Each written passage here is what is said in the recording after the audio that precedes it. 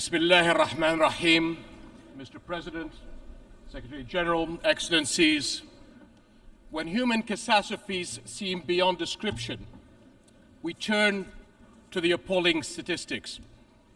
This year around the world, more than 345 million people face food insecurity, daily hunger, or starvation. Among the most vulnerable are 108 million refugees, people who have been forcibly displaced from their homes and ways of life. And 40% of these refugees are children, the most defenseless of all. Yet these numbers cannot really convey the tragedy or the failure. Refugees are our brothers, our sisters. They look to our countries to help end the crises that have driven them from home. Refugees are mothers, fathers, grandparents who have made perilous journeys to save their families. They are young people with big dreams and little children who deserve the chance to dream big. They depend on the international community for their survival, and multiple UN agencies provide vital services to help meet the need. But in recent months, one by one, these agencies have been delivering difficult news. A severe shortfall in international funds has forced them to cut support. Is this what we've come to? Is the international community going to watch as refugee families find themselves forced to send their children to work instead of school? In Jordan, where refugees make up over 1/3 of our 11 million population, cuts have already thrown the lives of hundreds of thousands of refugees into uncertainty. The impact of such humanitarian shortfalls is never limited to a country or a region. Fear and want bring on sharp increases in the number of refugees fleeing to Europe and beyond, on journeys that too often end in tragedy. My friends, Jordanians are serious about our duty to those in need. We have done everything we can to secure a dignified life for refugees. Nearly half of the almost 1.4 million Syrians we host are under 18 years of age. For many of them, Jordan is the only place they have ever known. Over 230,000 Syrian children have been born in Jordan since 2011. We are sharing precious resources to help them meet basic needs: food, energy, and especially water. We are among the water-poorest countries in the world, even as our water supplies face extraordinary demand. And we face these pressures just when another crisis has hit our region: climate change, with its destructive heat waves, drought, and flooding.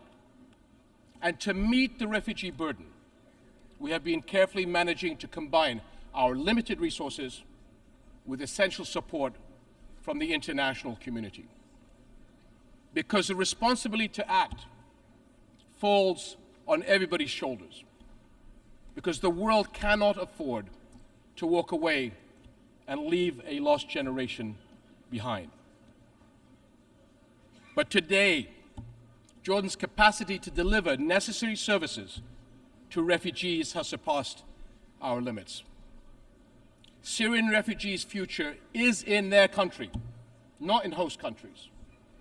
But until they are able to return, we must all do right by them. And the fact is, refugees are far from returning. On the contrary, more Syrians are likely to leave their country as the crisis persists. And Jordan will not have the ability nor the resources to host and care for more. We must find a political solution consistent with UN Security Council Resolution 2254, the step-for-step approach that offers a path forward, proposed by Jordan as the basis for engagement with the Syrian government and coordinated with the UN. This approach sets a roadmap to incrementally resolve the crisis and deal with all its consequences. Until then, we will protect our country against any future threats the crisis could pose to our national security. My friends, Jordan's case is a microcosm of our entire region.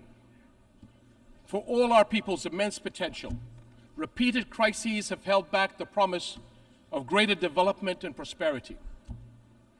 Our region is a focal point where some of the most urgent global challenges are converging. How will our world respond? Will we come together in global solidarity to get to the root of the problem, the conflicts and the crises that destroy life and hope? Will we work as one to rebuild the lost trust in international action and help those in want? My friends, our region will continue to suffer until the world helps lift the shadow of the Palestinian-Israeli conflict, the central issue in the Middle East. No architecture for regional security and development can stand over the burning ashes of this conflict. But 7.5 decades on, it still smolders. Where are we going? Without clarity on where Palestinians' future lies, it will be impossible to converge on a political solution to this conflict.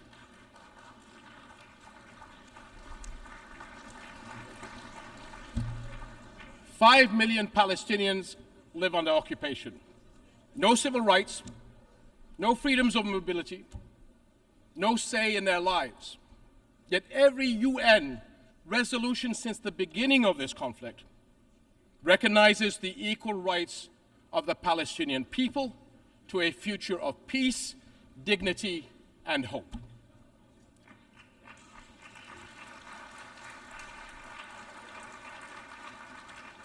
This is the heart of the two-state solution, the only path to a comprehensive, lasting peace. We can see the Israeli people actively defending and engaging in the expression of their national identity.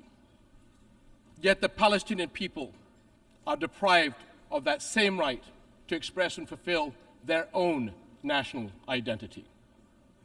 The basic requirement for that right is the establishment of their own independent and viable state on the June 4th, 1967 lines, with East Jerusalem as its capital, living alongside Israel in peace, security, and prosperity. And delaying justice and peace has brought endless cycles of violence. 2023 has been the deadliest for the Palestinian people in the past 15 years. How can people trust in global justice while settlement building, land confiscations, and home demolitions continue? Where is the global solidarity to make UN resolutions believable by people in need of our help? Jerusalem is a flashpoint for global concern. Under the Hashemite custodianship of Islamic and Christian holy sites, Jordan remains committed to safeguarding the city's identity. But preserving Jerusalem as the city of faith and peace for Islam, Christianity, and Judaism is a responsibility that we all share. And we must not abandon Palestinian refugees to the forces of despair. Sustainable funding is urgently needed by UNRWA, the UN agency that provides vital relief, education, and health services to millions of Palestinian refugees.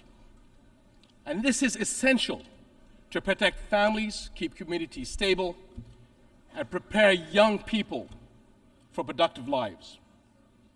We must protect young Palestinians from extremists who prey on their frustrations and hopelessness by making sure they continue to learn at the schools under the blue flag of the United Nations, as the alternative will be the black flags of terror, hate, and extremism. My friends, we come together here as partners to deal with our challenges and shape a better future. We speak here for our people. We speak for families and the younger generations. We speak for victims of conflict, displacement, hunger, climate disasters, and more. They are not mere statistics. They are our fellow human beings sharing our world.